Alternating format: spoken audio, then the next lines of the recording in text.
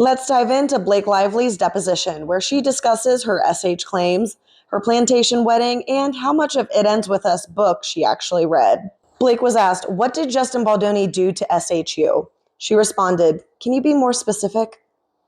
"Sure. You're claiming that Justin Baldoni SH'd you, correct?" "Yes, it's a long complaint." "What did he do to SHU?" "There were a series of things." Girl, this is not a series of unfortunate events. Like, she is watching way too many movies. What are these answers? Blake was asked to recall when the first time SH occurred, and she said December of 2022. This is when she was first getting hired on. It wasn't official. She could have left at any point in time. She is saying that the first time that Justin SH'd her was when he talked about him being circumcised in a conversation that they were having about her newborn baby. Her newborn baby, which was a boy, her first boy. She's only had girls. This is a normal parent conversation. Her making it out to be SH is so weird.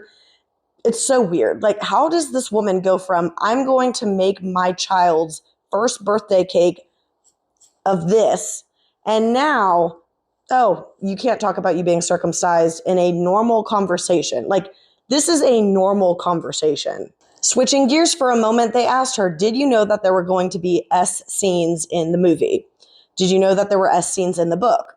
She said yes, and the reason that she knew that was because I was told.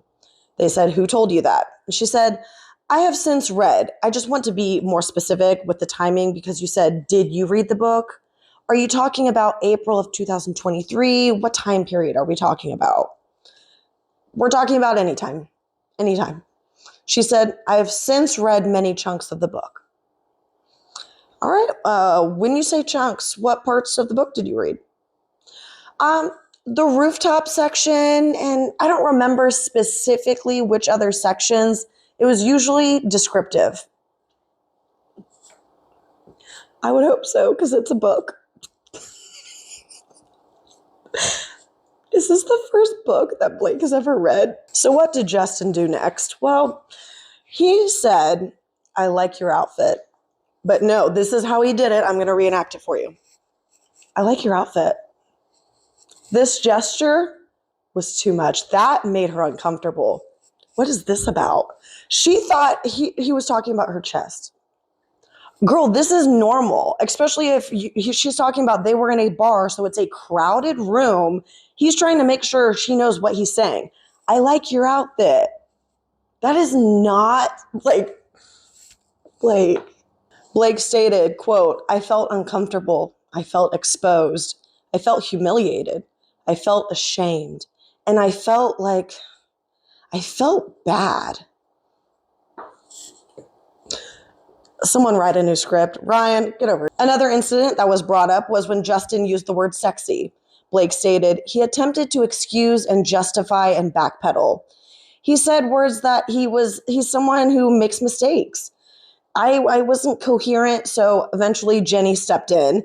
She jumped in to talk about the dynamics on set and how uncomfortable it can be when you're getting unwarranted comments. Now, when it comes to Jamie's situation, the details are contradicting when it comes to each party. Blake Lively is claiming that Jamie turned around when he was in the trailer and she was fully exposed. She didn't have her shirt on. However, Justin's team is saying the opposite, that she was fully clothed at the time that it happened. So it was just that they made eye contact.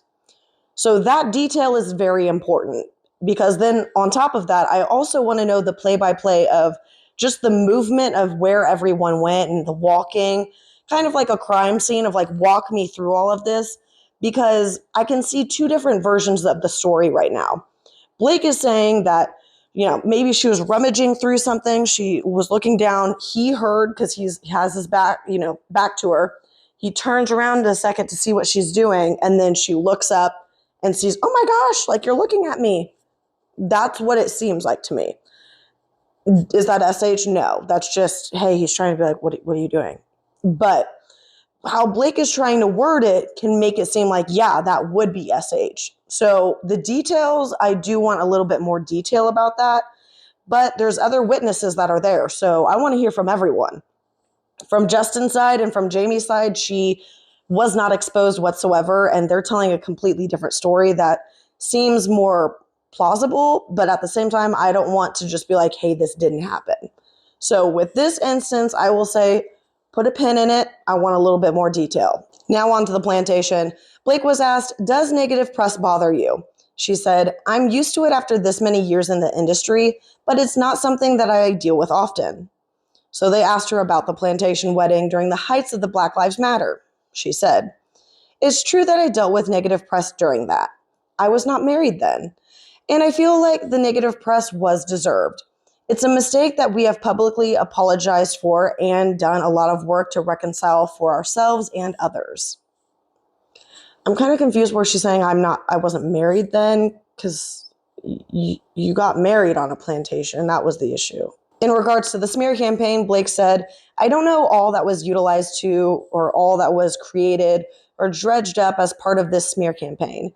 I take full accountability for that decision, as does my husband, but I don't know what was weaponized of the past that has been part of the campaign. Then she said that suddenly on August 9th, she was the mean girl and was the bully. Had nothing to do with you unfollowing, had nothing to do with your interviews on the premiere for a DV movie, and you just kept tossing it under the rug or just laughing it off. Should I location share you? Not a good look. You could have apologized, done a whole campaign of your own to rectify that situation and move on, but no. Let's have a lawsuit with Justin. The more that I think about it, maybe Leslie did try to save Blake. Maybe she did, and Blake didn't listen. Because right over here, when we're talking about how Taylor's friend helped connect Blake to Stephanie to get those text messages that she illegally obtained, which cue the Van Sham, this is what Blake had to say. She said that she had reached out to her publicist, Leslie Sloan, to share the same, but was brushed off. So Leslie was like, I'm not entertaining this. You got to go. But so Stephanie connected with Taylor's friend, who then connected her to Blake Lively. Maybe we should listen to Leslie on that one. Maybe we should apologize to Leslie on that one. Be like, you know what? Hindsight, you were right. You were right. I should have just ignored Stephanie Jones. I should have just water under the bridge. Let's keep it pushing, keep it moving, keep it cute. But no, we couldn't do that. That would have been too easy. What do you guys think of all of this? As always, this is all alleged, so take it with a grain of salt and follow me for more. Listen, I know some of you don't like when I say alleged. I have to. This woman went after me with 1 subscriber on YouTube. I got to cover myself. I don't want to deal with a legal dispute. I don't have time for that, okay? So it's alleged. Take it with a grain of salt. You decide for yourself.